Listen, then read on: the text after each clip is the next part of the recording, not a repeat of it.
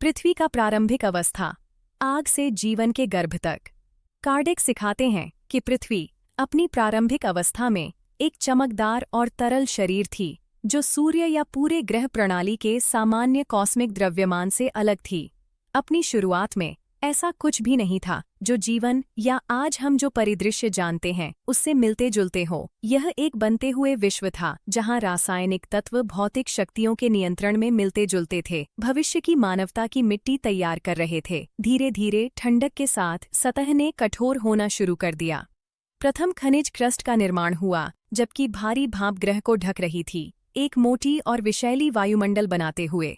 सूर्य की रोशनी इन परतों में मुश्किल से प्रवेश कर पाती थी और पृथ्वी आग और तूफानों की दुनिया थी जो लगातार परिवर्तन में थी।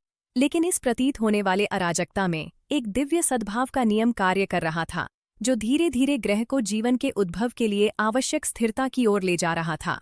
आधुनिक खगोल भौतिकी इस विवरण की प्रभावशाली पुष्टि करती है। यह ज्ञात है कि सौर प्रणाली के ग्रह लगभग 4.5 अरब साल पहले एक विशाल गैस और धूल के बादल, सौर नेबुला, के संघनन से जन्मे थे। प्रारंभ में पिघली हुई और चमकती हुई पृथ्वी धीरे धीरे ठंडी हुई जिससे खनिज क्रिस्टलीकृत हो सके और वाष्प के संघनन से महासागरों का निर्माण हुआ। सब कुछ भौतिकी और रसायन विज्ञान के प्राकृतिक नियमों का पालन करता है। यह दर्शाता है कि ब्रह्मांड क्रम से विकसित होता है, न कि संयोग से।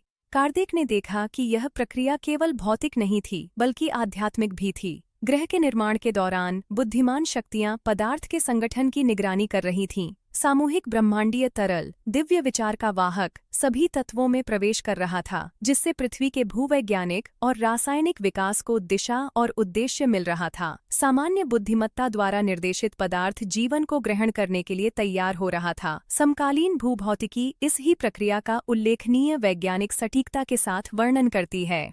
प्रारंभिक अरबों वर्षों में तीव्र ज्वालामुखी गतिविधि, उल्कापिंडों का बमबारी और टेक्टोनिक पुनर्व्यवस्था का समय था। पृथ्वी की आंतरिक शक्तियों, ताप, दबाव और चुंबकत्व ने महाद्वीपों और महासागरों का निर्माण किया जबकि वायुमंडल स्थिर हो रहा था। इस चरम वातावरण के अंदर पहले जैविक अणुओं के उद्भव के लिए आवश्यक परिस्थितियों का निर्माण हुआ जो जीवन का प्रारंभ था। एस्पिरिटिज्म इस दृष्टिकोण को विस्तारित करता है, दिखाते हुए कि कुछ भी बिना उद्देश्य के नहीं होता। वे आत्माएं जो उच्चतर क्षेत्रों में निवास करती हैं, इन परिवर्तनों के निर्देशन में भाग लेती हैं, प्रेरित करती हैं और विश्वों के विकास का मार्गदर्शन करती हैं। इस प्रकार पृथ्वी का निर्माण केवल एक भौतिक घटना नहीं था बल्कि आध्यात्मिक और भौतिक सिद्धांत के बीच सहयोग का कार्य था।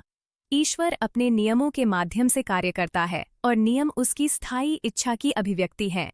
क्वांटम विज्ञान भी पुष्टि करता है कि प्रत्येक पदार्थ ऊर्जा है जो विभिन्न कंपन अवस्थाओं में व्यवस्थित है।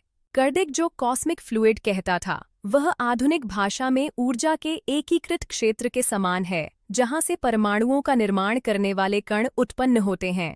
यह दर्शाता है कि शुरुआत से ही ब्रह्मांड एक बुद्धिमान सिद्धांत द्वारा समर्थित है जो ऊर्जा का आदेश देता है और उसे पदार्थ में परिवर्तित कर देता है।